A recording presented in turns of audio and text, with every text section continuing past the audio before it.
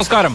വടകര ലോക്സഭാ തിരഞ്ഞെടുപ്പിൽ തുടങ്ങിയ കാലുഷ്യം ശമനമില്ലാതെ തുടരുകയാണ്. സ്ത്രീവിരുദ്ധ പരാമർശം നടത്തിയ RMP നേതാവ് KS ഹരിഹരന്റെ വീടിന് നേരെ സ്ഫോടക വസ്തു എറിഞ്ഞതിന് 3 പേർക്കെതിരെ കേസെടുത്തു. പ്രതികൾ CPM പ്രവർത്തകരാണെന്നാണ് FIR-ൽ പറയുന്നത്. അപ്പുറത്ത് ആരാണ് ചെയ്തതെന്ന് ഉറപ്പില്ലാത്ത സാധനങ്ങളുണ്ട്.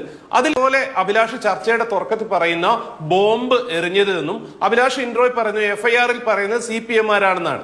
നോക്കൂ, ബോംബ് എറിഞ്ഞു, CPM-മാർ എറിഞ്ഞു എന്നാണ് അഭിലാഷ് പോലും പറയുന്നത്. ആ വീട്ടിലെ ഏറ്റവും സീനിയർ മെമ്പർ ആയിട്ടുള്ള ആസാദ് മലയാറ്റിൽ അദ്ദേഹം പറയുന്നത്, ഞാൻ എന്റെ സഹോദരിമാരോടൊത്ത് ഇത്രയും കാലം താമസിച്ചിരുന്ന വീട്ടിലേക്ക് അക്രമം നടന്നിരിക്കുന്നു എന്ന് ഫേസ്ബുക്കിൽ എഴുതിയിട്ടുണ്ട്. അതിൽ പറയുന്നത്, ആദ്യത്തെ പാരഗ്രാഫിൽ പറയുന്നത് പടക്കത്തേക്കാൾ ഉഗ്രസ്ഫോടന ശേഷിയുള്ള ഒരു സാധനമാണെന്നാണ്. ഇന്നലെ 8:30 മണിക്ക് ചാനലുകളിൽ അത് ബോംബായിരുന്നു, 10 മിനിറ്റ് കഴിയപ്പോൾ അത് പടക്കമായിരുന്നു. നിങ്ങൾ തീരുമാനിക്കാൻ അത് ബോംബാണെന്നുള്ളത്. FIR-ൽ കണ്ടാൽ അറിയാത്ത ആളുകളെന്നാണ് പറയുന്നത്. കണ്ടാൽ അറിയാത്ത ആളുകൾ എങ്ങനെയാണ് CPM-മാരാണ് തീരുമാനിക്കുക എന്നുള്ള ലോജിക് എനിക്ക് മനസ്സിലാവുന്നില്ല. പിന്നെ FIR-ൽ എഴുതുക, പരാതി കൊടുക്കുന്ന ആള് പറയുന്ന സ്റ്റേറ്റ്മെന്റ് ആണ്. എനിക്ക് സംശയമുണ്ട് CPM-മാരാണെന്നുള്ളത്. 3 പേരുണ്ട്. അത് മാത്രമല്ല അഭിലാഷ്, ഈ പറഞ്ഞിരിക്കുന്ന പടക്കമേറ്